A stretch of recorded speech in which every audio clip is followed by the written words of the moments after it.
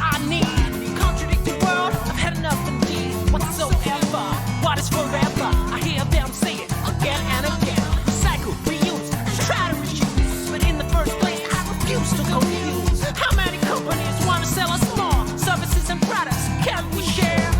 There wouldn't be no new school if it wasn't for the old school. That's why we love the old school and why we love the new school. There wouldn't be no new school if it wasn't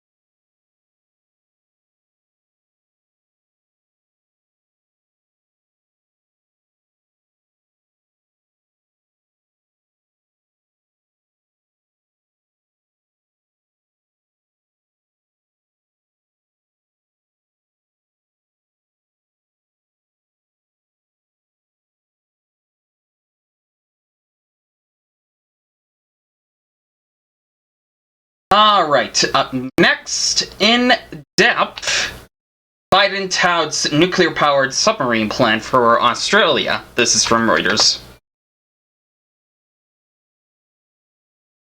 Biden hails nuclear-powered submarine plan for Australia under the AUKUS partnership.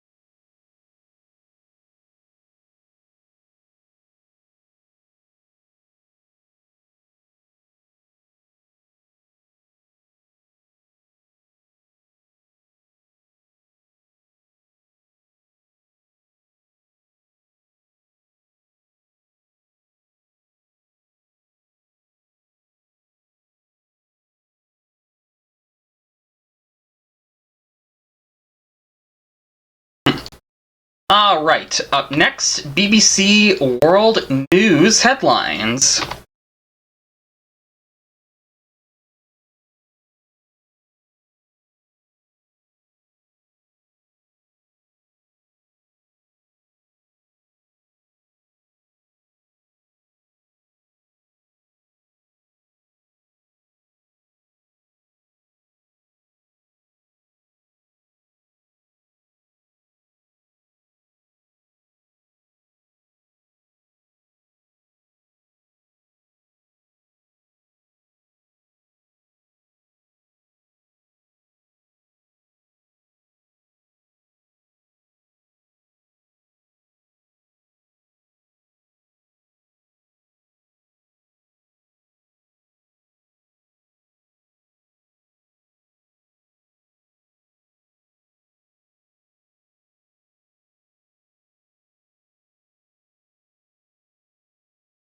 Alright, up next, in-depth, Navalny team at Oscars hope for the activist's release.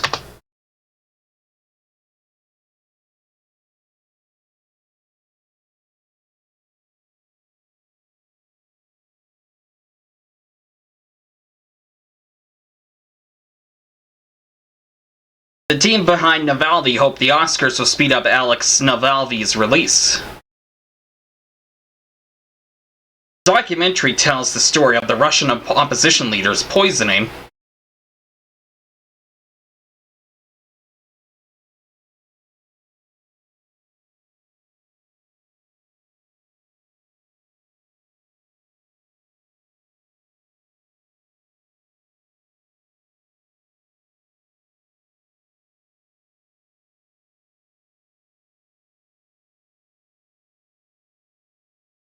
The Kremlin hasn't denied involvement into Navalny's poisoning. Alright, up next. In other news, California faces a new atmospheric river storm.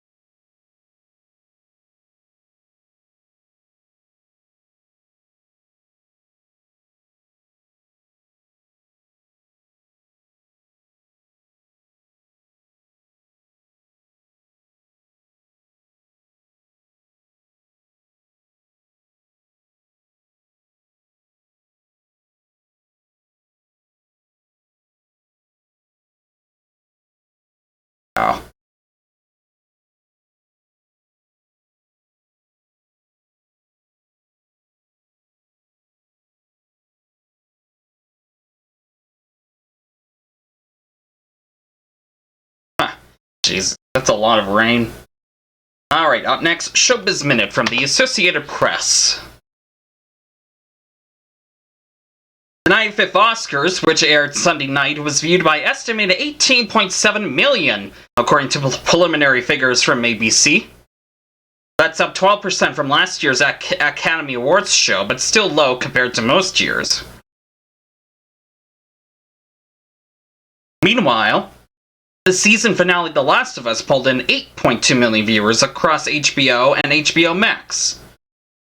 An increase on the 4.7 million US viewers who watched the show premiere in January. Two-time Oscar-winning British actor Michael Caine celebrates his 90th birthday Tuesday. He stars in his next film, The Great Escaper, as a man who escaped from his care home to attend the 70th anniversary of the D-Day landings in France. And that is Showbiz Minute from the Associated Press. Up next on this day, March 14th, 1966.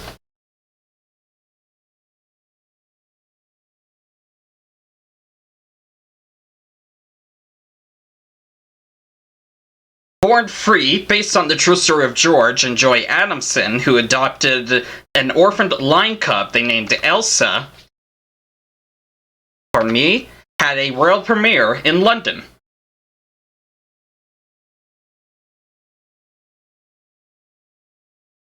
The title song, written by John Barry, Don Black, and sung by Matt Monro, was an international hit and won an Oscar for Best Song, despite not appearing in the film's original British release.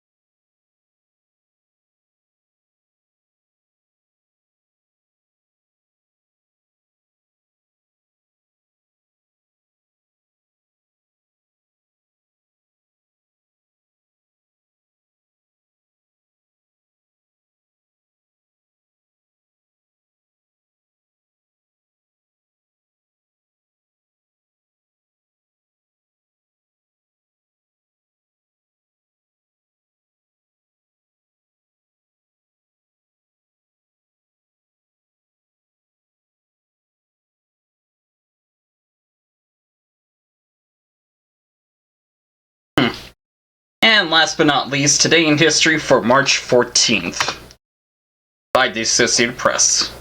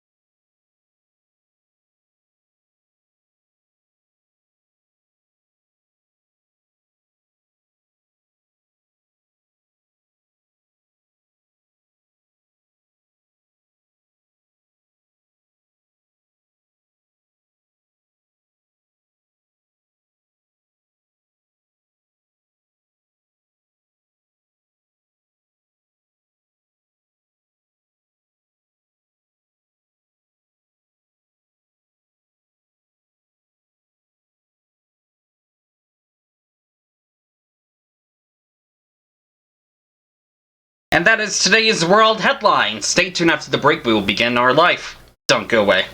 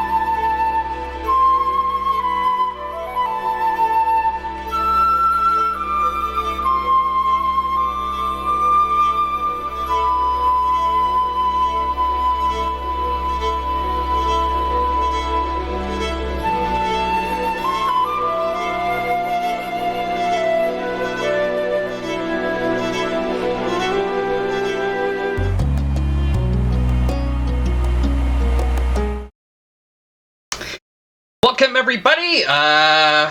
It is not here. Okay, stand by. The game is open, but it's not displaying on the stream. Just give me a sec here.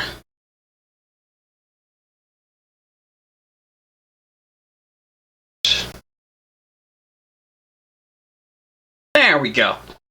All good on that front. Start up my light sync here. And just to let you guys know, Reddit doesn't appear to be working properly at the moment. Meaning that because my news ticker is tied to Reddit, it seems to be crashing, so I'm unable to bring it up at the moment. Reddit says they believe they might have a fix sooner or later, but in the meantime, we'll just have to bear with no news ticker, which is fine. I am still here live. Okay. Gotta check one thing.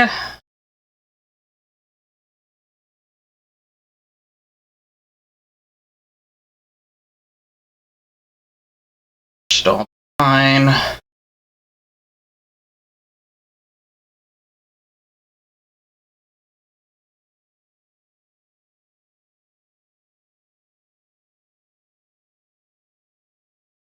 Alright, all good. Let's continue on. Let's see. What do we have here? Maybe let's begin with something that is Derek and family, summer.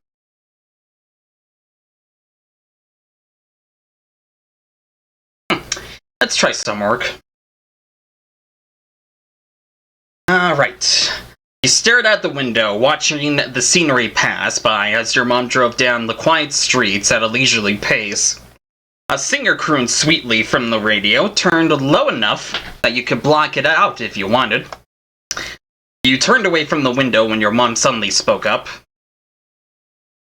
Well, kids, are you excited to be going to the library?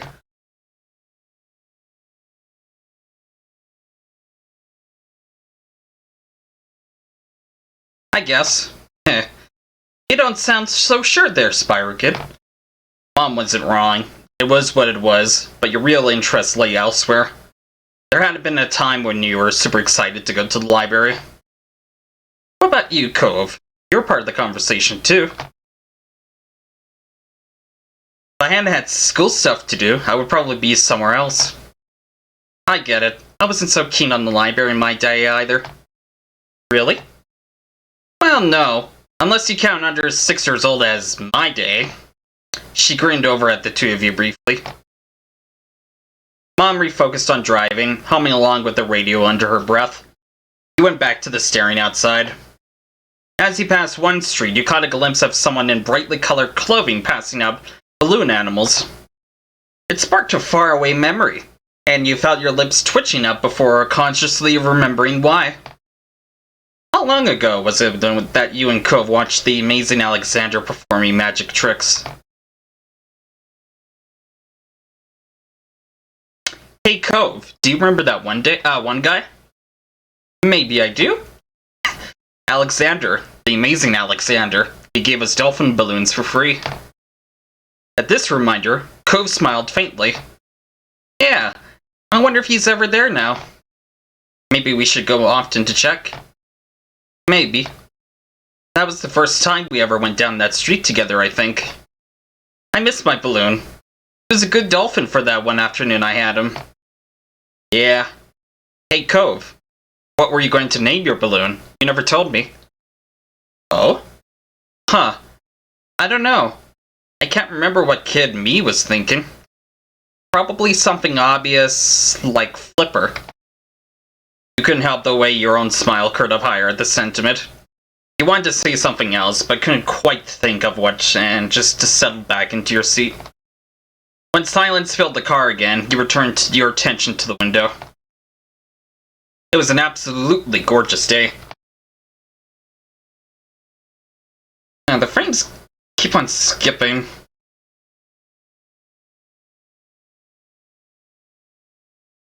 Very annoying.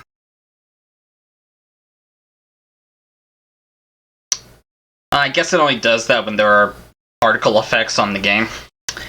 You leaned your face to the sunshine, tempted to close your eyes as the gentle rays warmed your cheeks. Spirokip? Huh? You lifted yourself up a bit more, seeing your mom twisting her torso to face you, confused from the front seat of the car. Next to you was nothing. Cove's car was already open. You had reached the destination before you even realized it. I was asking, what time should I pick you two up? Oh, 4 should be okay. That should give you enough time to finish your summer assignments, or at least make a large enough dent. Thanks, Mom. You hopped out of the car, remembering to grab your backpack at the last second. Have fun, you two. Yeah, fun. You weren't going to the library to have fun. You need to make sure you understood the material forwards and backwards, or else your grades might not be what you want them to be. The two of you went right to the door of the library. Cove reached it first and tugged it open, stepping inside. He kept it propped open so you could pass through behind them. The air was much cooler inside the building than it had been for the few seconds you spent outdoors. The space was filled with the soft din of papers being moved and whispered voices. Hey, you seem kind of distracted on the ride here.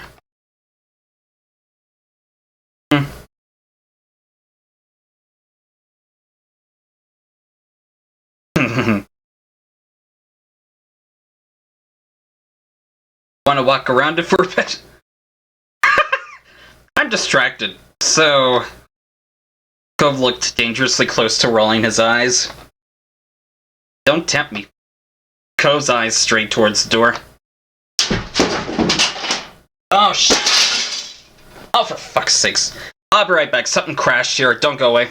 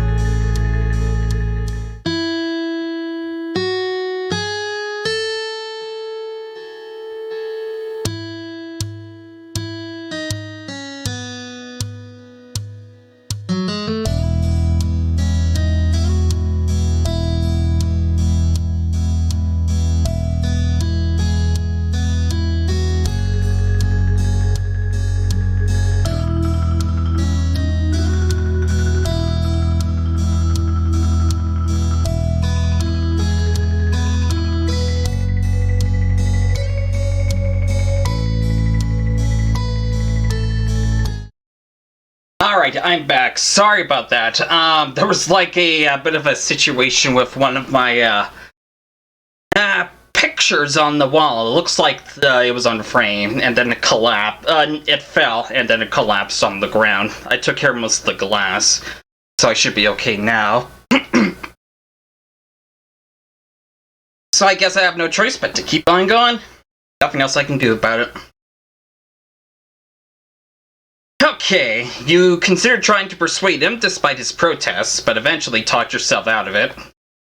Maybe if Derek wasn't waiting. Your study buddy was standing at the front of the library, by a long rack of magazines. Predictably, he was flipping one with various sports players on the cover, looking intense enough to burst off the page. His head snapped up when you walked over, beaming wildly.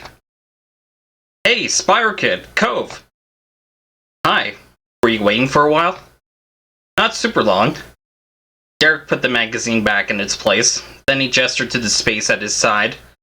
Most of the tables were empty, only a few people leafing through books. There's plenty of room. An unspoken agreement, the three of you started moving towards the seating area, Derek taking 2 steps for every one of Cove's. Oh, guess what? I'm pretty sure I've mastered the fake shot. I'll show you some overtime. Derek looked over to gauge the level of interest. Do you know it? Soccer's not really for me. All the sporty stuff Cove liked was beach-related. Surfing, snorkeling, bodyboarding. And he didn't play a lot of team games, but he did like doubles volleyball. How does it go? Derek's eyes flashed with excitement as he explained. Well, you move the ball like you're going to go one way, then demonstrated by running a few steps ahead, showing off some fancy footwork. You do it like this, so does it like that. You laughed, bobbing your head at his attempt to get the trick across with no ball. Shh! The three of you looked over to the checkout desk. The librarian stood behind and was wearing a deep frown.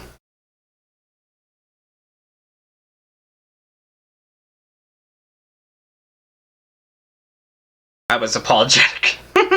You mouthed sorry, and she sighed, before turning back to the book she was reading. Derek scratched his cheek, choosing not to let that derail things. So, what are you guys working on?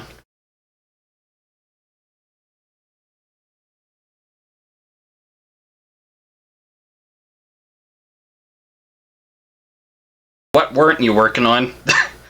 You had started work on most of your assignments, not wanting to leave them until the last minute. You hadn't decided which to focus on this afternoon, though, so you had brought all of them. Who knows? There was a chance you would be able to finish all of them, or so you hoped.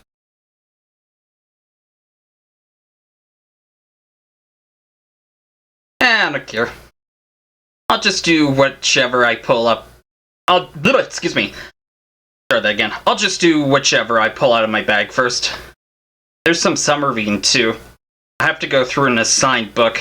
I'm not going to do that later since it doesn't need any extra references or anything. What about you two? I've got a few worksheets. They looked pretty easy.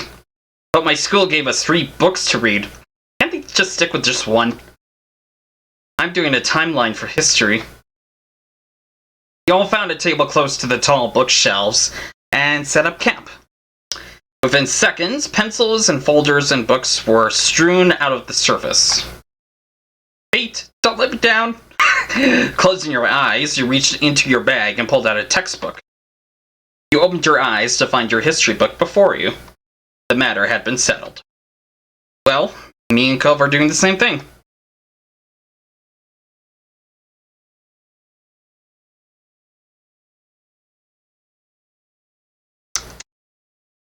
What did I do in the past? Later on in my life, schoolwork wasn't just really getting around to me, so I'm not quite sure.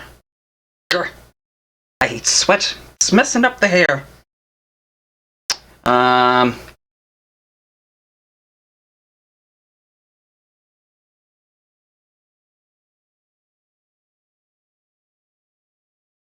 doodled. You had been hard at work, but after some time, your attention began to wander. Before you knew it, you were scribbling on the margins of your paper instead. You were in the middle of attempting a shark with 2 feet open wide when you felt someone looking at you. You glanced up, seeing Cove looking over your scribbles. Cove's eyes rose to meet yours. Are you going to do the rest? Add the second dorsal fin? He pointed to a spot on the unfinished shark. Yeah, thanks. Push forward with your scribbly creation. After some time, Cove shifted in his seat, twisting his bag as if trying to work knots out of it. Feeling cooped up? Yeah, I'm gonna go get up for a little while. Okay, I'm gonna stay here. I'm making good progress.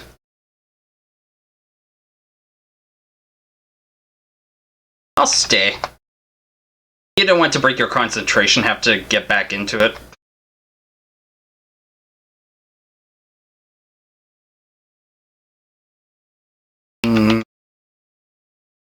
How's your assignment coming along? Derek flashed you a grin. It's whizzing by, no problems. How about yours?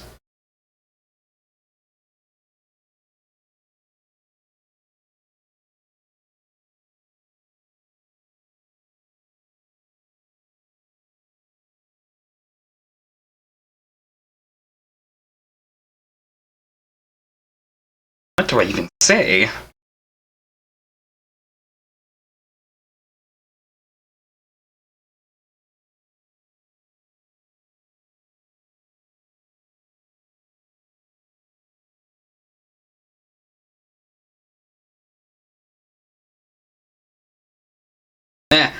At this rate, I'm never going to finish it. Come on! You're here! You're doing it! We can make this happen. But, weird to think that we'll all be back at school soon, huh? Yeah, a new school year.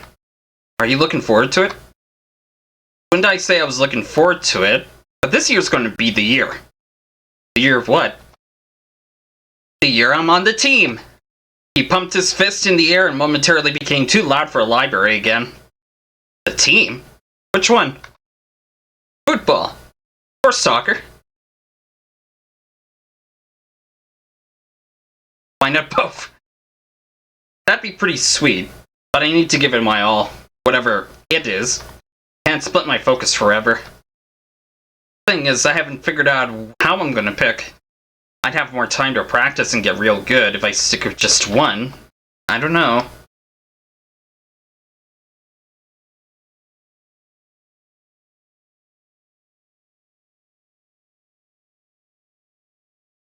Do what makes you happy. I'm happy playing both, but I'd be happier than being better. But hey, how about you? What's the new school year got in store for you?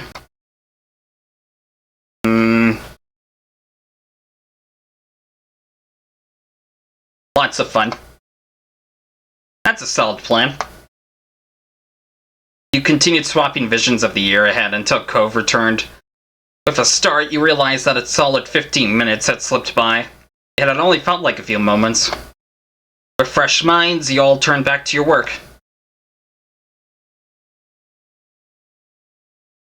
The sound of shuffling dragged you out of your head. You looked up, surprised to see Derek packing up. You're done? Derek casually shrugged, but you could tell he felt proud to be the first finished. Uh-huh. Told you it wasn't anything hard. Wish mine was that easy. Want me to look it over? Maybe I've got some tips that'll help.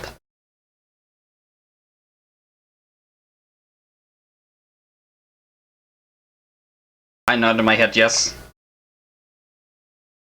With a smile, Derek leaned over your part of the table.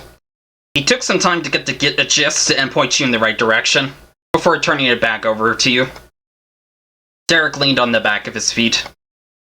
Okay, I'm gonna go look around while you guys finish. See you. Bye. Later on, Cove shifted in his seat, closing his book as he looked over the notes he'd been taken. Glancing away, you contemplated on what you had done thus far, too.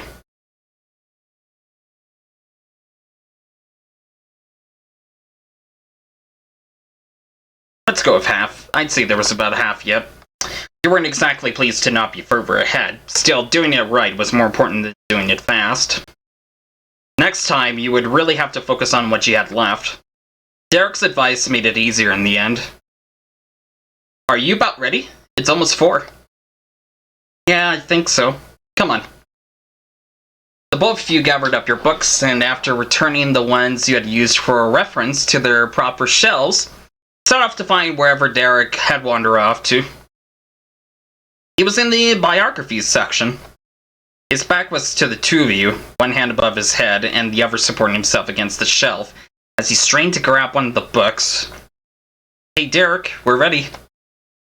Oh. He glanced towards the sound of your voice, then up towards the shelf he was trying to reach.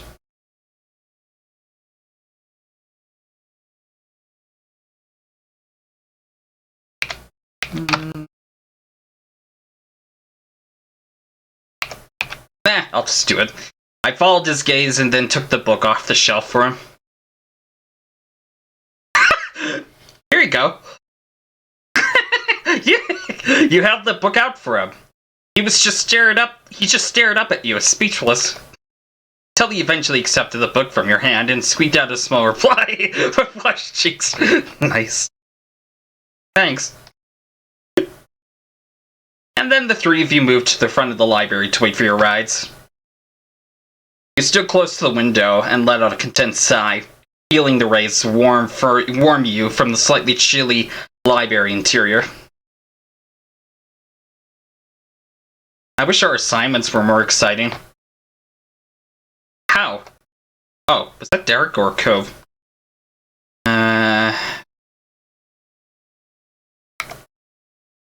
Could have done something creative.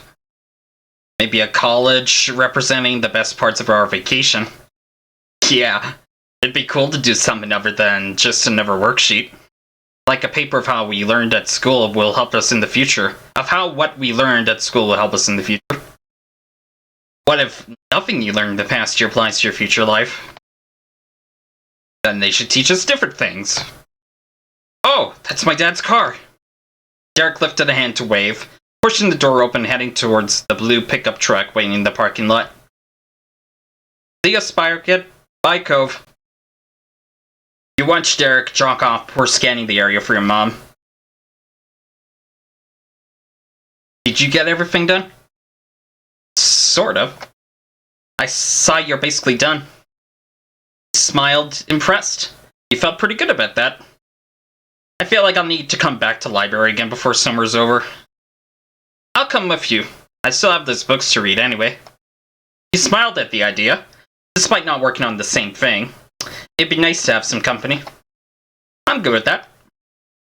Hey, do you want to do something with me after this? Oh, sure. Cove seemed eager towards the offer. You hadn't exactly expected him to say no, but the agreement still made you happy. The two of you smiled at each other. It wasn't long before you spied your mom's car coming down the road. There she is. Time to go then. You climbed into the car, sliding into your usual seats and buckling the belts. Hey, kiddos. Did you get a lot done? Yeah. The car shifted into action, and you watched as the library shrunk into the distance. It wouldn't be the last time you saw it this summer, but at least you knew you were going to have company.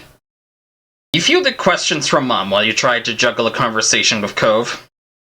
When she learned you two were planning on returning, she immediately offered to give you a ride next time.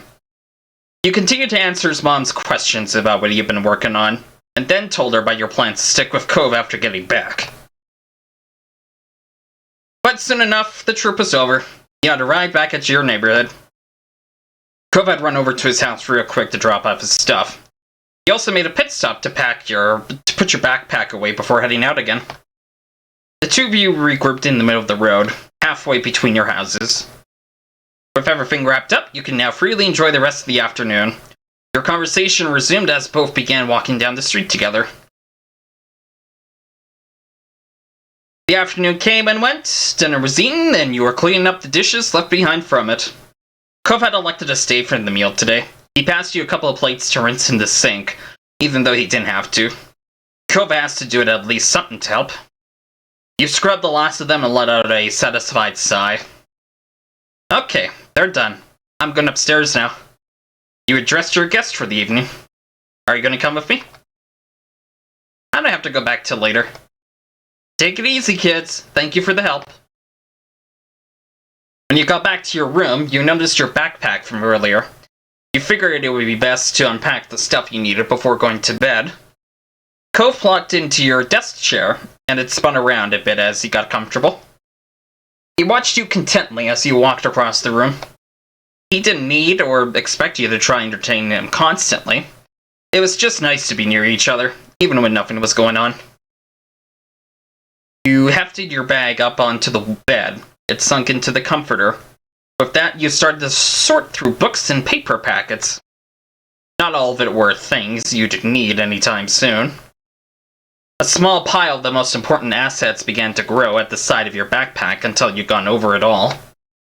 You had actually finished flipping through the contents, but that wasn't all of your work. You instinctively pulled the opening closer to you and you peered inside. A second look through commenced, then a third, and you began to open the smaller pockets. You were missing your history assignment. Spyro Kid? By this point, Cove could tell something was wrong. That was part of your summer work that you had gotten done, and now it was gone. It hadn't been that noteworthy before, but the bag wasn't really zipped when you had first begun to look through. The work could have fallen out somewhere, if you had it in the first place.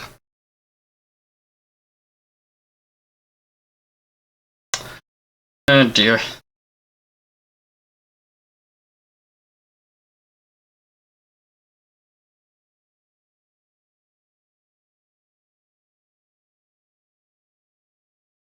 Yeah, my stress level shot up. It was gone, and now you're gonna have to replace everything you did for it. My history work isn't in my backpack. At your word, Cove jumped out of his seat. Oh crap! Is there somewhere we can look? The bag was kind of open, so... He winced sympathetically. That left a lot of options for where it might be, most of them bad. You made a sudden bolt from the other side of your room. Started to secure the spot the backpack was originally left in. With nothing in sight there, you expanded the search to the rest of the space. Cove did his best to stay out of your way, while keeping an eye open for your missing work. It was a frantic and ultimately fruitless effort. Your assignment wasn't here.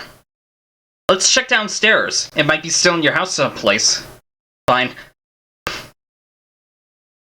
Why, hello again. Is everything alright? I told my mom what was going on. I unpacked my bag and one of my assignments wasn't there. Sweetie! What's missing? An assignment for school from the library today. Mom's eyebrows raised with concern at the answer. That's a pickle. I'll call right now. I think they might be still open.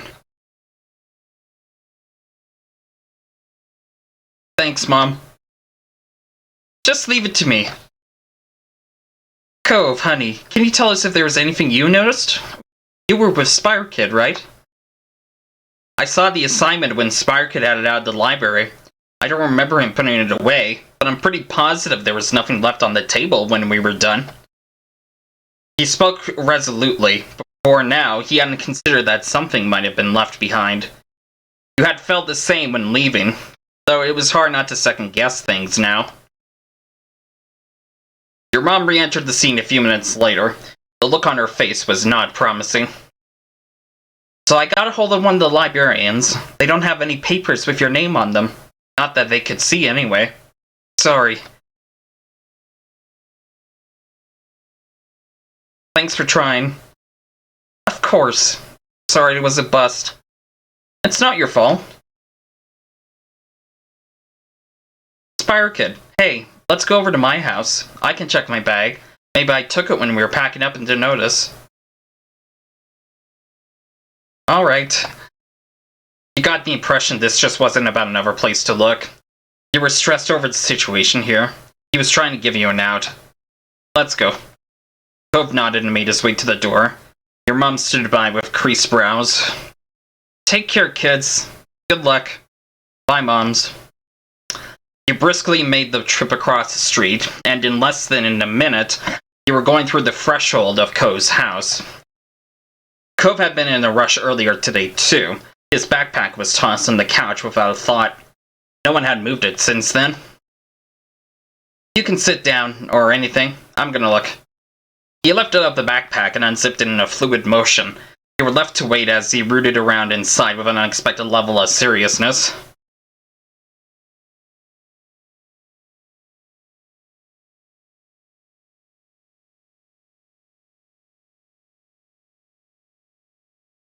I was actually calming down now. There was definitely some panic earlier, but you had a little time to sort out your thoughts. Whatever you found it or not, you'll be able to make things work. Still, it was impossible to stop Cove on his quest, so you tried to relax in the meantime. Eventually, he sighed heavily. Cove's arms were still tucked away inside, but the search was over. It was obvious that there wasn't much of a chance Cove somehow had in this whole time. He just shrugged. That's alright. He dropped the backpack to the floor unceremoniously and spoke with a cautious tone. Is it? You're really okay? I really am. I can get another copy and rewrite the stuff. It's nice of you to ask about it. That's cool. I'm glad. Cove laughed lightly, and you noticed a small shake to it. He was clearly relieved you were going to get through this. It was sweet. He had been more upset about the loss than you. I think it's admirable how you can keep it together like that.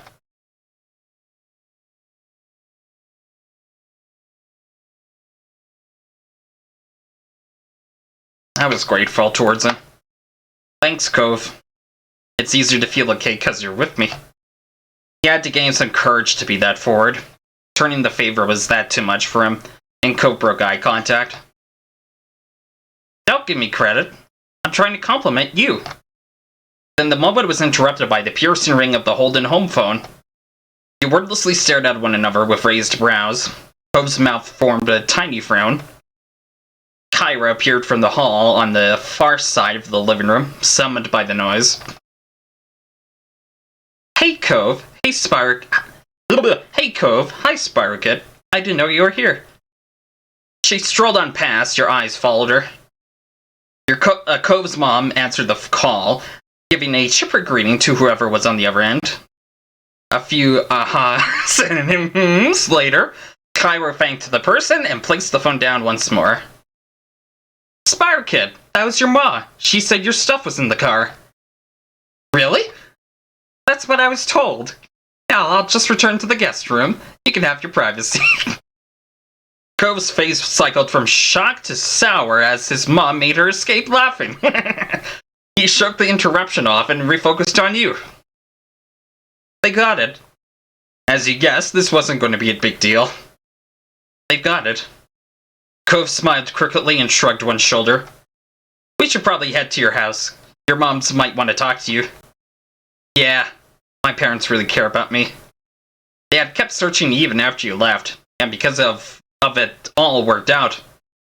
And because of that, it all worked out. Cove nodded in agreement. Cove, it means a lot that you stuck with me. Thanks. He brightened up with sparkling eyes. Anytime, Spyro. While stepping toward the door together, there was a thought in your head that you knew to be true. You were going to be there for one another, with the small things and when it came to the big things. Okay, next. We'll just take a little bit of a quick break and we'll decide. Don't go away, we'll be right back.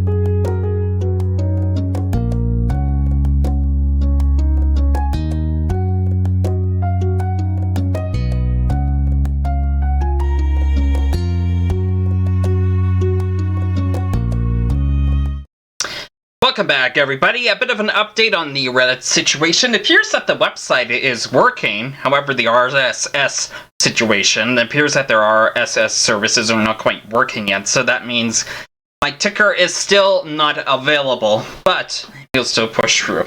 Okay, so what do we have next here? How about a road trip? Even though you were awake, the sun had barely peeked its head above the horizon, and the sky above was still dark, through lightning by the minute. Usually you wouldn't be up so early, especially during summer vacation, but today was different. Today, instead of the lazy days you were used to, everything around you was a flurry as both your family and Coves prepared for what lay ahead. Because parked in the street just outside your house was a massive RV camper, so big you can even see Cove's house behind it. His parents rented the RV for a few days to take him on a short road trip to see the Redwood National Park. You glanced at Cove, who was standing nearby, by taking in the scene in front of him. The prospect of the trip had to be a mixed bag for him, but it was only 3 days, so it seemed like he was dealing with it as best he could. Especially now that you and your family were joining them. You weren't sure how exactly it had happened. You knew your parents and Cove spoke to each other often, and somewhere along the way plans were made after Cliff offered to share the space. The parents all thought it was a fantastic idea. You had already gotten a good look inside while helping to load everything in, and you had to admit that while it was a really big car, fitting that many people inside was going to be snug. Move it or lose it, kiddo. Mom bustled past with a cooler in one hand and a large bottle of water under the other. She was upbeat for this early in the morning. Ma, however, seemed to be on the other side of the wavelength. She followed behind her wife, dragging her feet on every step. I'm gonna need a whole jug of coffee once we hit the road. I could relate to Ma. It was way too early. You yawned and rubbed at your eyes, still sleepy from the early morning wake-up call. The air outside was still damp from dew, and that helped make you a bit more alert. And then, at the end of the chain, came your sister. She had a bone to pick before the trip officially started. Her rattling off critiques added some level of normalcy for everything new going on. I still don't get why I can't sleep in the bed tonight. Smarkid is the youngest, and I'll never fall asleep in that loft. We're trying to make things fair on everyone. If you want to play the older card, you should be offering to take the loft both nights. It's important for big siblings to make sacrifices for their younger ones. Elizabeth huffed, not happy with that answer in the slightest, and folded her arms, leaning back against the side of the RV. The trip plans nailed down prior, sleeping arrangements included, Elizabeth still held on to her objections with them. There was the main area of the RV with a couch, loft, and some floor space. At the end of the car was a room with a large bed. Your moms were sharing the bed, Kyra was on the couch, and father and son intended to sleep on the floor. The adults determined you and Elizabeth would switch between the small loft above the driver's seat and sharing the bed with moms.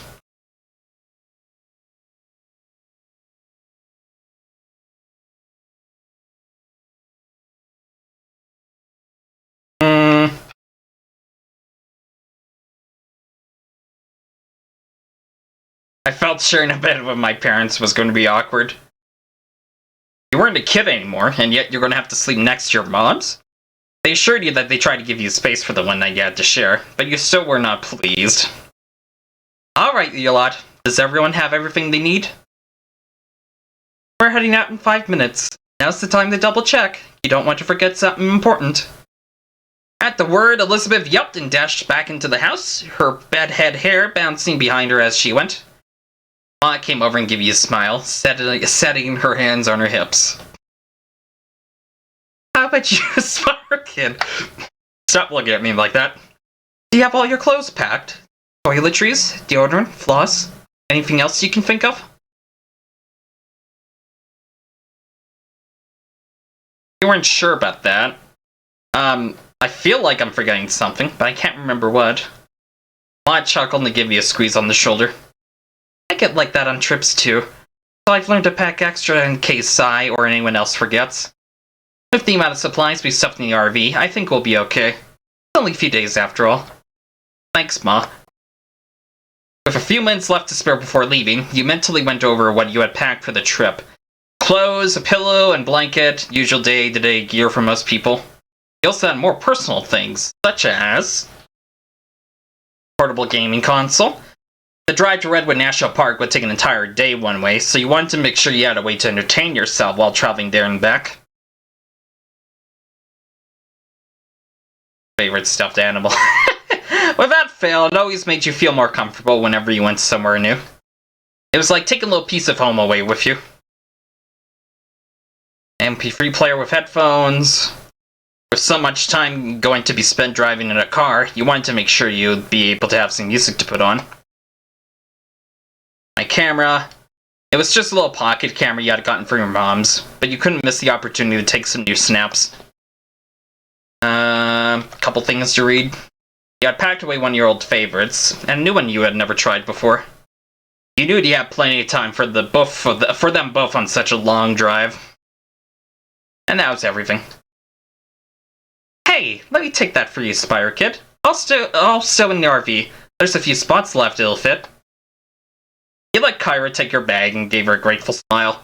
With nothing left to do, you watched the others getting ready for the trip. Kyra and Cliff seemed to have the most energy of anyone. They were finished packing the suitcases away while your mums had gone to lock up the house. They high-fived whenever another one got crammed in the storage compartments of the vehicle. Even though your parents were more low-key than Cove, you could tell they were both excited for the trip. It had been a while since your family had been away anywhere together. Elizabeth skipped towards the RV, a bag slung over her shoulder, and you were surprised to see she seemed more optimistic about the whole ordeal now. Usually she wasn't one to exit the confines of her room unless it was for TV, or food, or to leave her family behind to be with friends. You would have thought 3 whole days packed in the RV with 6 others would be too much for her, but it was a nice surprise. You supposed any vacation was better than no vacation in her mind. Cove had been pretty quiet so far more than anything. Seemed to be overwhelmed by the situation.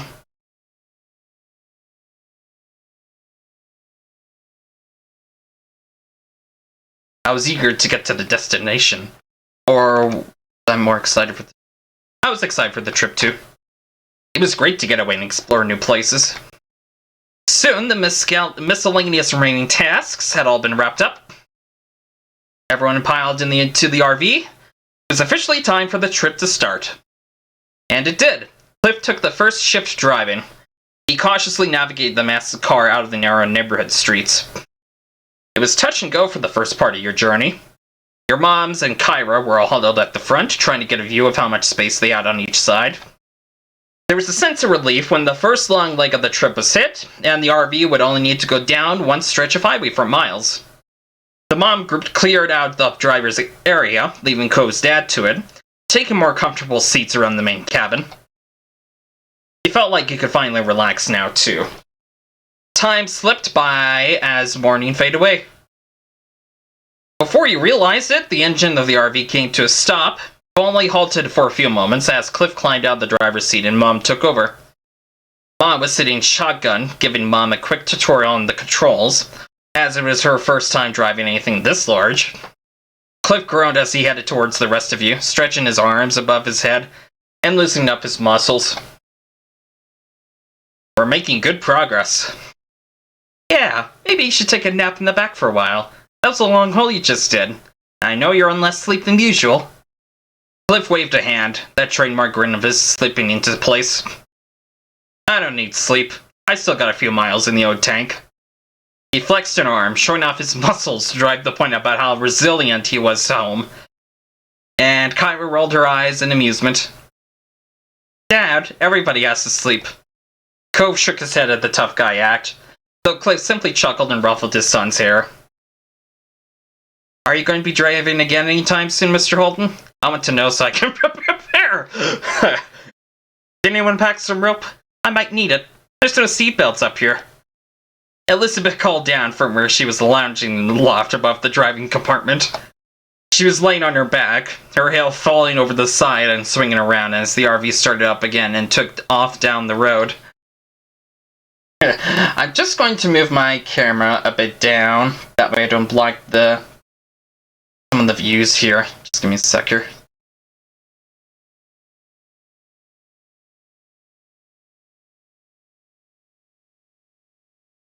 There we go. Much better.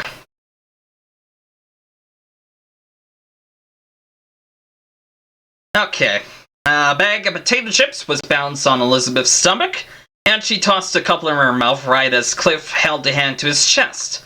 Pretending to be offended by the remark, Kyra laughed lightheartedly. Lucky for all of us, we have enough adults to cover the shifts today. You won't be driving again until tomorrow.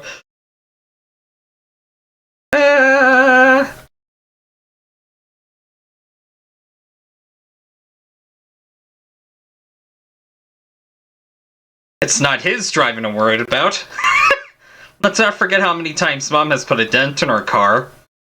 It was only twice, and neither of those times was my fault, thank you very much. Mom then shouted back in her seat to join in the conversation, a playful smile tilting her lips. What I'm more worried about is this old monster getting us there and back again before falling apart. Looks as though it was built in the early 90s. It must be older than some of the occupants. That's just the aesthetic of the decor. It's not that old. I think. Did you ask what year the model was before you rented it? Kyra wrinkled her nose and thought. Yes, I did. I just can't remember what the answer was. Cliff chuckled at her, while the rest of you let out a collective sigh. The RV lurched a little as it picked up speed, and he held on to the ladder to the lot to keep your balance. You felt something graze the top of your head before a weight settled on your gold hair. You tilted your chin up carefully to look. You heard the rustling of the bag of chips and realized Elizabeth had rested the end of it on your head. She gestured to the opening, silently offering to share her snack. I took a handful. Reaching up, you scooped up some chips. After that, the weight of the packet left your scalp. You happily munched away as the conversation continued on, and you got closer and closer to your destination. The day flew by, with the group of you chatting, playing games and passing the night together before finally arriving at the park and setting up for the night. Ma was closing the windows while everyone got ready for bed, saying goodnight to the others as she made her way to the back room. You had all had dinner together while still driving, and some hours after you had arrived at your destination, and found a spot to park in for the rest of your stay. Giving a look across the front of the RV, you noticed everyone there was already dozing off where they were, with Cove having completely fallen asleep curled up on the passenger seat. He must have done so while Kyra was driving the last leg, and they had decided not to disturb him.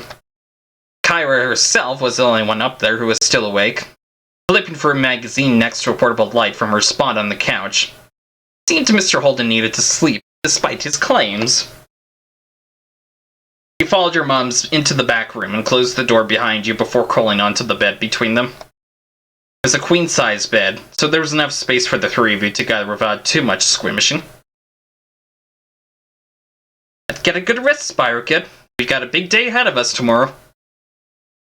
I'm looking forward to the bushwalk in the morning. It's been a long time since I was out in nature like this. There'll be plenty of us to see. You stayed awake for a little while longer while your mums whispered about the park and forest in general. With the sound of their voices in the background, eventually you nodded off to sleep.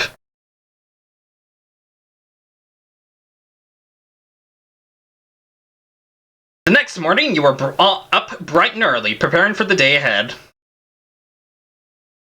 I had an okay sleep.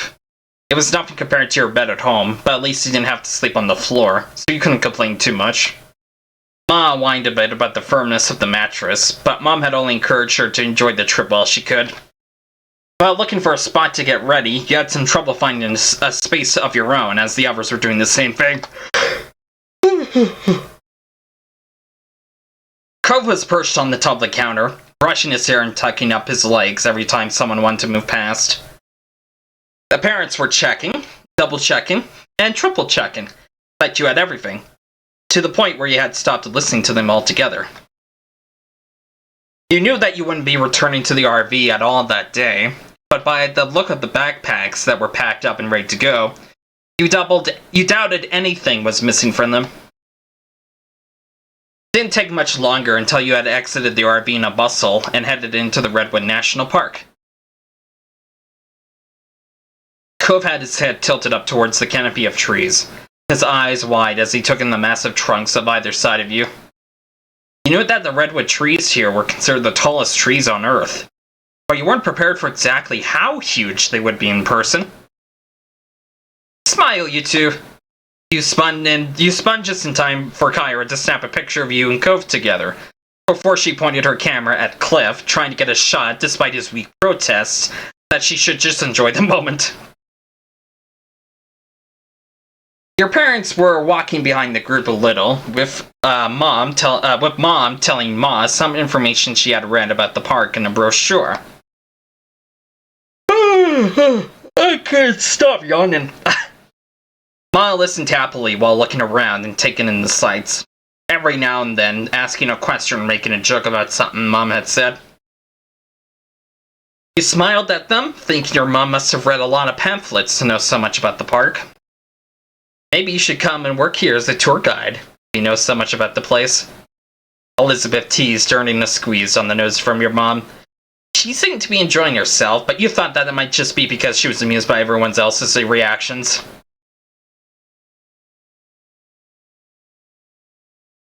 I was nod the redwood trees. I would think they'd be pretty cool. Surrounding you on either side, the enormous trees shot up into the sky, the sunlight peeking through their canopy and speckling the path in front of you. The sheer size of the redwoods made you think that a tiny ant bustling along the forest. The adults had decided on some casual nature walks, rather than any serious hiking, and you strolled along at your own pace, taking in the scenery. Elizabeth sped up a little, smirking at Cove as she fell into place between the two of you. And immediately you could tell by her expressions she was going to say something taunting. Just give me a sec here. I just need to move the view counter. It's a little bit off here.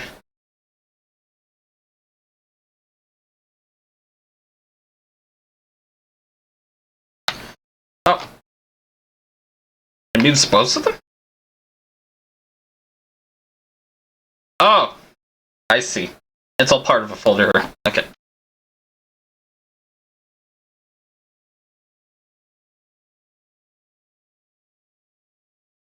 How do I move?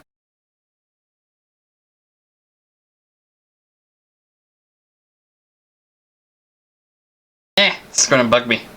Second.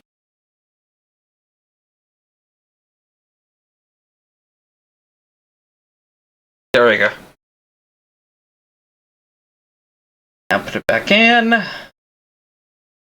There we go. Okay. I can't believe our families are actually on vacation together. She threw her arms out, speaking with a genuine sense of bewilderment. I would have joked about something like this happening, but now I'm not sure I want to give them any more ideas.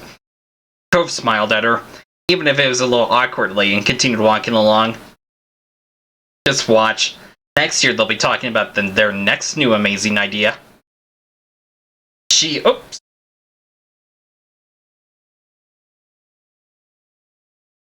put on a fake voice, deeper than her own. We should just sell both our houses and move in together. Think of how much we'd save on the mortgage. It was clear that Elizabeth was being sarcastic. Cove simply shook his head, not really bothered by her. He supposed he was used to it by this point. But seriously, they really do act like we're a single family, just because we live across the street from each other. Elizabeth gave you and Cove a look, her eyes glinting with mischief as she leered at you. Maybe one day we'll be related. Legally, anyway.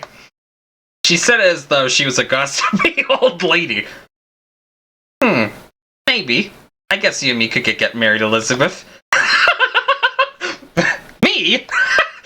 Yeah, that way Sparkin would be my brother-in-law. That would be fun. Elizabeth stuck her tongue out of Cove. very idea were ridiculous. I never expected that from him.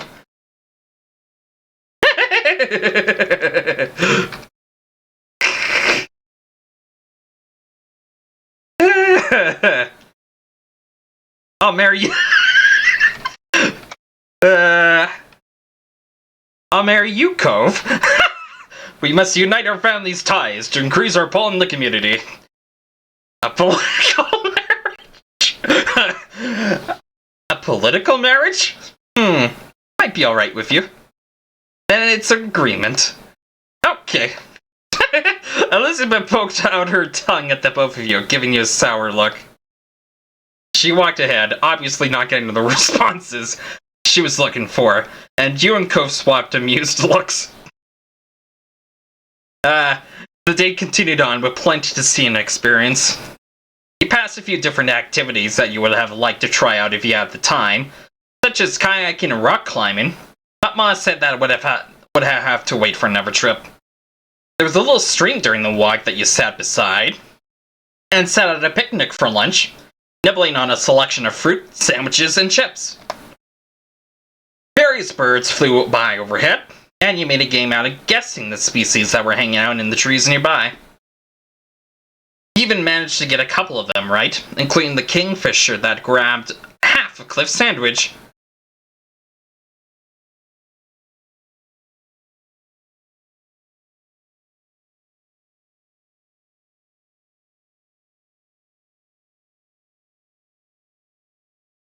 I was disappointed to have only one day in the park. There was so much here, and you felt like you need a whole week, maybe even more to experience it all. You sighed quietly to yourself, wondering if you get the chance to come back. Your group made it back to camp just as the sun was setting in the sky, and the stars were appearing, one by one. Everyone had enjoyed different parts of it most. You traded stories of what you thought while you were eating dinner. Then afterwards, you pinched in to help clean up. You, along with Elizabeth and Cove, got to head back to the RV early and spend some time together, while the parents stayed outside longer. It was nice to have the space to yourselves after the cramped journey there. And while Elizabeth had locked herself in the back room with her headphones, you and Cove were left in the main lounge area. I hung out with Cove. We might as well get comfortable. Who knows how long they'll be out for.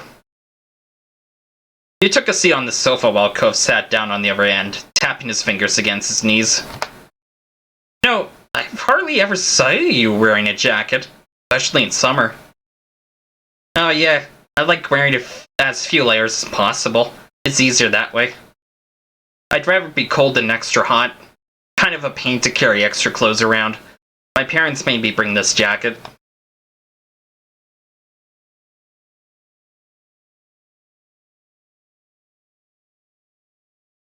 I don't mind either way. I just dress depending on the weather, or how I'm feeling at the time. Cove smiled lightly at you and nodded. I've noticed.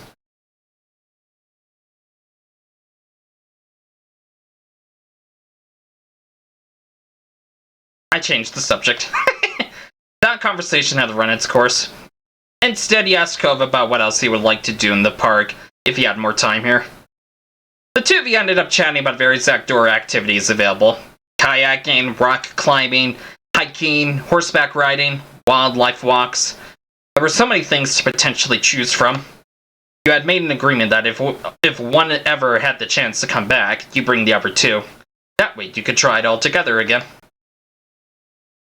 The parents all arrived soon after, each of them climbing into the RV and finding some place to sit down and rest their legs. Elizabeth, having heard the commotion, came out from the room for the first time since arriving and joined you all. You spent the evening chatting and playing a few games, enjoying the last evening of the trip together. Bedtime arrived with the blink of an eye.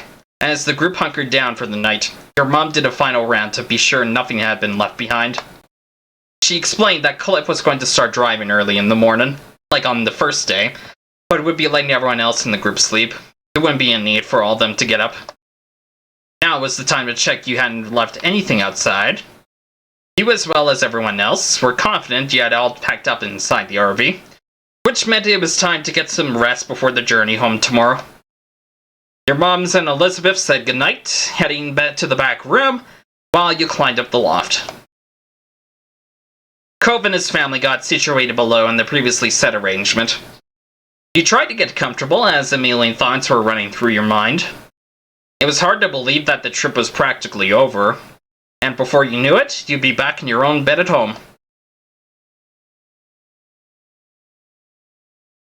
I enjoyed this mini-adventure.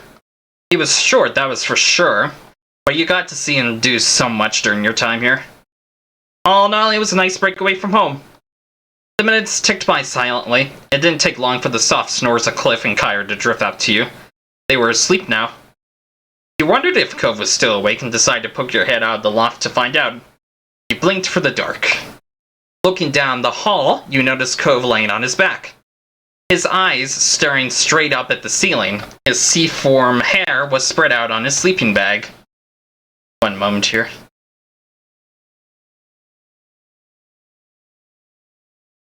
There we go.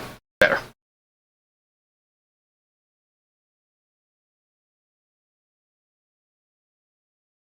I waved at him. Cove reached back, still smiling at you through the dim light.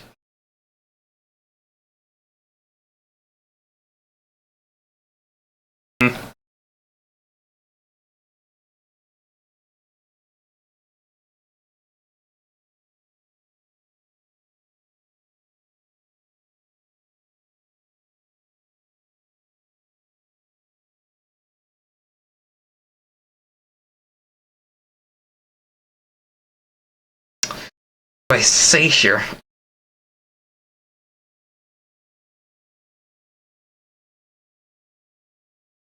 I forgot what happens if I select this. Cove looked unsure about it, but you were happy to see him slowly start to sit up anyway. Sleeping bag rustled as he moved, though he tried to go slow and froze up like a deer in headlights every time he made a sound, watching his parents for any sign of movement. Eventually, he managed to maneuver around his sleeping dad and make it to the ladder, standing on the bottom rung where he looked up at you and whispered, "What?"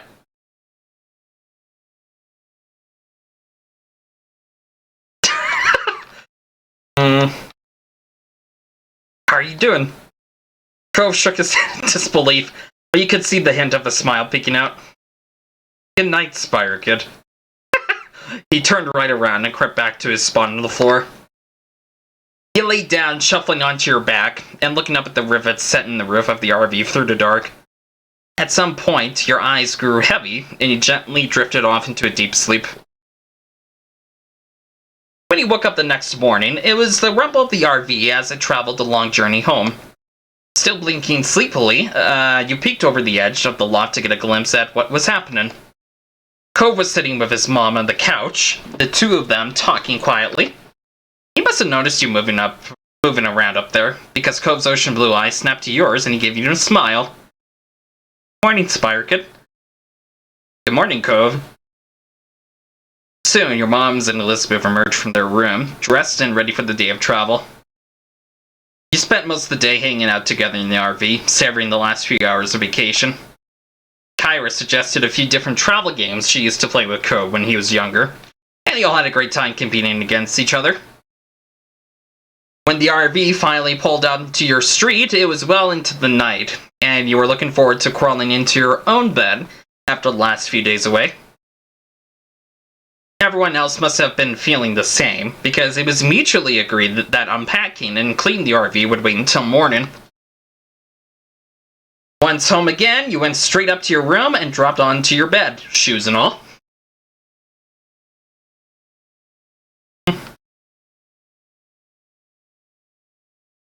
I was happy to be in my own bed. You stretched out with a smile on your face, enjoying having the space all to yourself. Those last few thoughts drifting through your mind, it wasn't long before you dozed off to sleep. Tomorrow, life would go on like normal. Alright. For about 2 hours, eh? I think I'll save here and end it for now. I don't think there's anyone on too much these at the moment. But next up, we should have Dragon Quest XI-S coming up, so that should be fun. Let's just save right here. And thank you guys for watching. Don't forget to follow me on Twitch for notifications when I stream next. Subscribe to me on YouTube for those live stream archives. Follow me on Facebook and Twitter. And also join me on my Discord server and get in contact with me. Alright, thank you guys for watching. I'm Spark, and I'll see you guys next time.